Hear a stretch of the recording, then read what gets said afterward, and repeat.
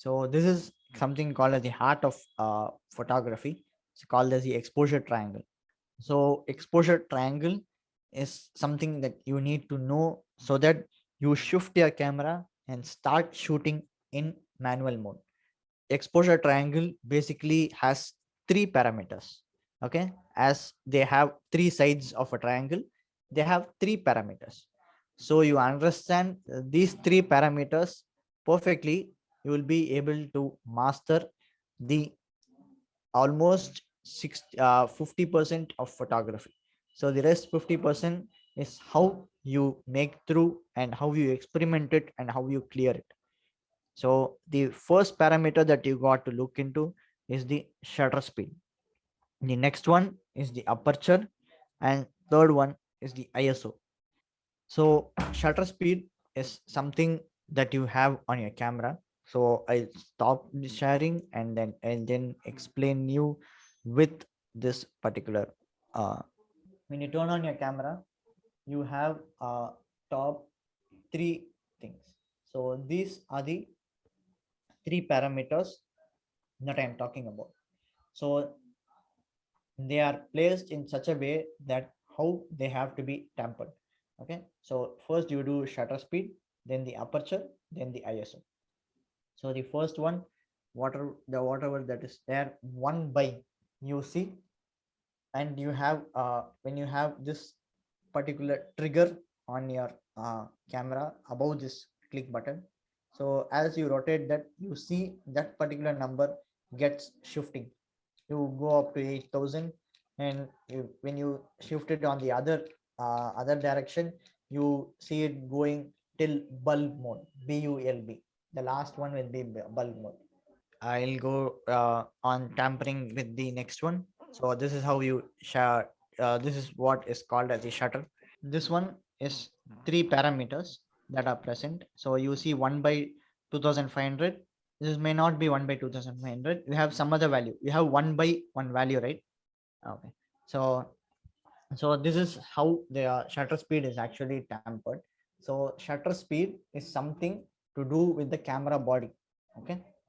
So as the number increases, you will be able to capture any subject in action, like anyone jumping in the air. You want to freeze them in the air, you have to go to a shutter of 1 by 1250. Okay.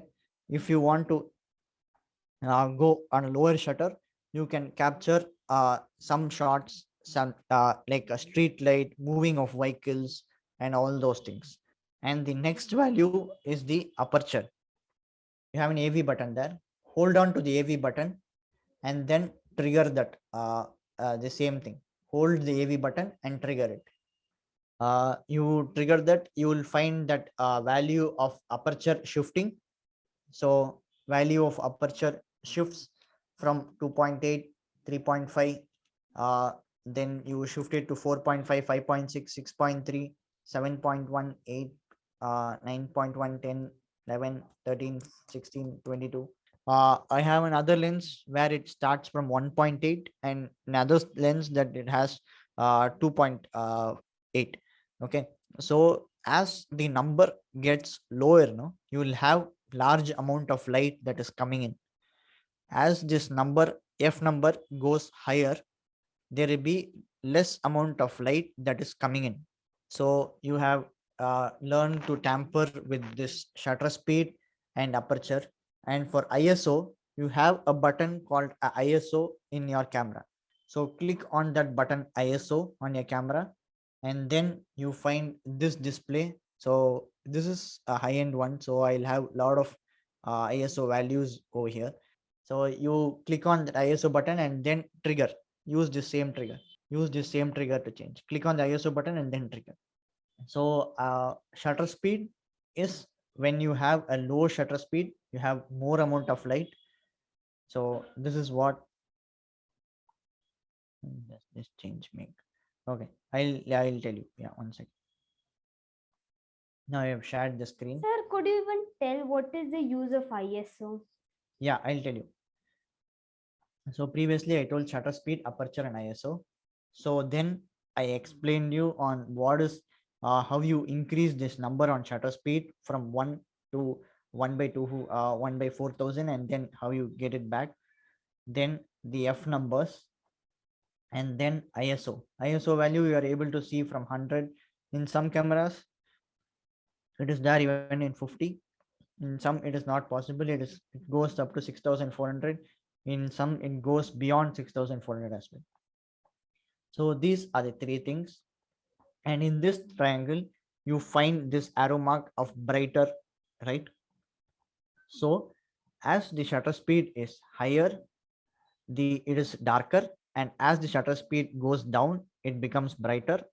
And in the same way, in the aperture, as the aperture is larger it is darker, and as the aperture goes down it becomes brighter. And as the aperture iso is 100 it is darker, and as the iso increases it becomes brighter.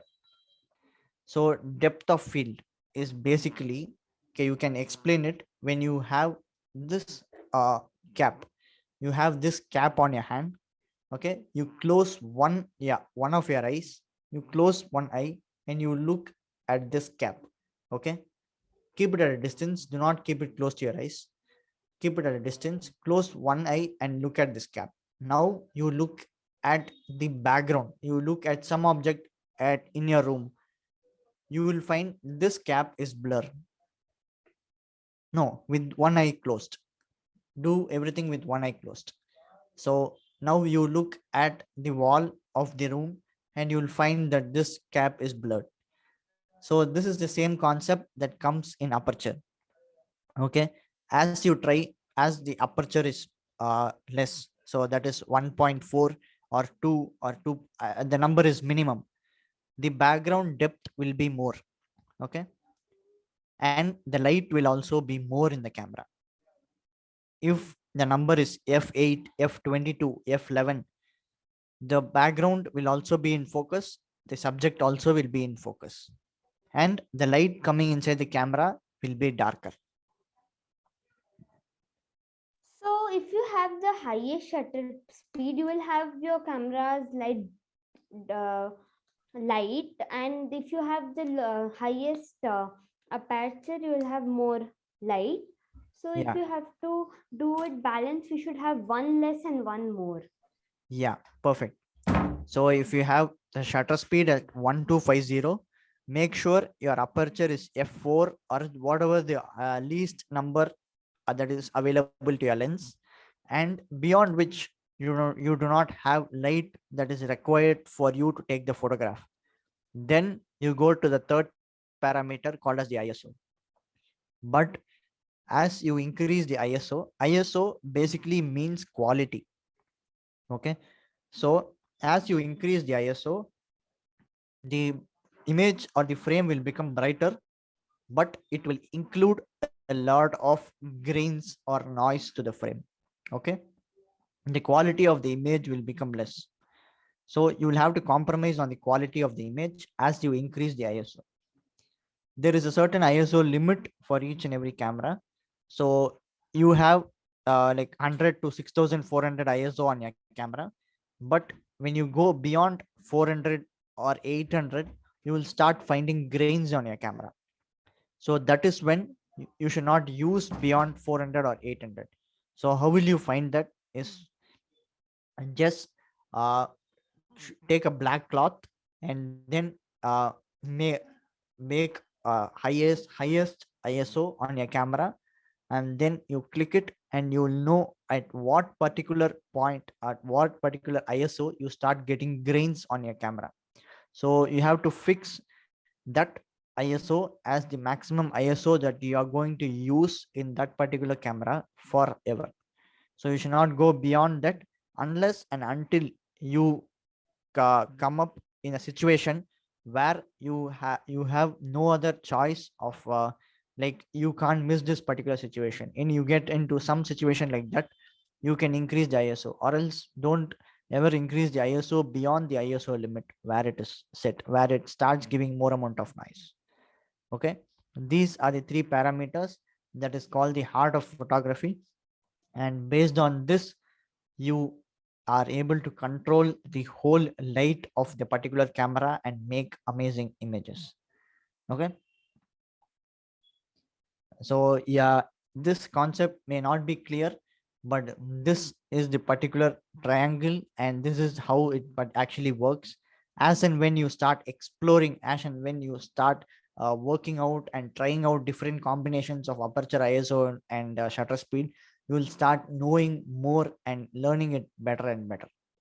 Okay, so this is not something that you get it just in 5 minutes. You have to experiment it, do trial and error, and then you start understanding this particular concept.